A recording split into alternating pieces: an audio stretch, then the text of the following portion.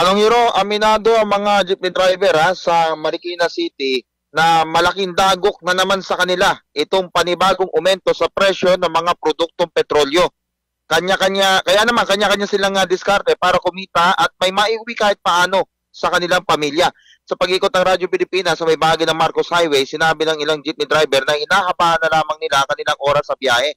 Mula sa dating 8 oras ay ginagawa nila itong 10, habang ang iba ay umaabot pa na hanggang 12 oras na pamamasada sa ordinaryong araw.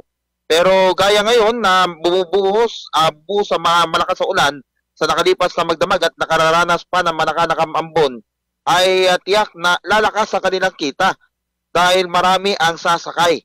Kahapon nagpatupad ng piso at 60 sentimos na aumento sa kada litro ng gasolina mga kumpanya ng langis.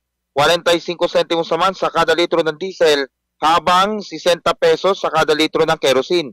Ito na ang ika-4 na sunod na linggong nagpatupad ng oil price hike ang mga kumpanya ng langis. J. Mardagala, Radyo Pilipinas.